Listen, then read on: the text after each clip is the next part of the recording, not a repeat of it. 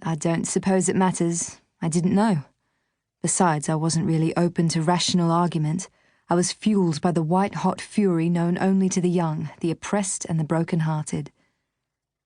And so all fate had to do was set up her cosmic dominoes around me and then wait until I let the first piece fall. Which I did, right on cue. The moment I pressed enter and let my will to destroy him escape into the ether, that first domino toppled irrevocably, and one thing led to another. Because that's the thing with dominoes. Easy to start, hard to stop, and impossible to know where they'll lead. Of course, the easy answer to would I have stopped is yes, damn straight I would have stopped. If face to face with a jury, I would surely say just that. But if I am truthful, really truthful, the hand on my heart answer is no, probably not. It was too late for that.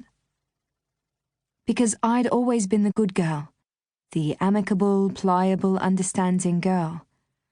The kinds of girl you could take home to meet your parents, introduce to all your friends, and keep around long after the love faded to beige, simply because I was, so very amenable. And that's precisely why Angus loved me, needed me, why we were meant to be together. I was the perfect yin to his yang. He was a better version of himself when I was in the room, kinder, or at least that's what he'd always said. But everybody has their limit, a boundary you just can't cross, and Angus eventually found mine. And so, 2 days before the above-mentioned Google search, that amicable, pliable, understanding girl finally snapped. A rubber band stretched a millimeter too far.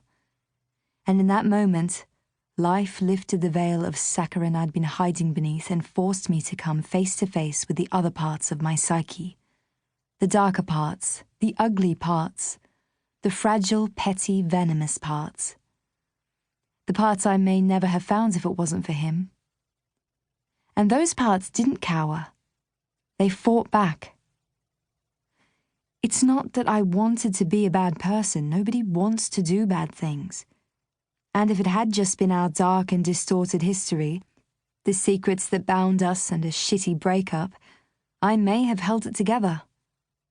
I'd like to think I would have just moved on. But it wasn't. There was something else, something more. And I learned about it via a Facebook message. At first, I presumed it was spam. The title was XXX, so I deleted it, adjusted my privacy settings accordingly, and went about my workday.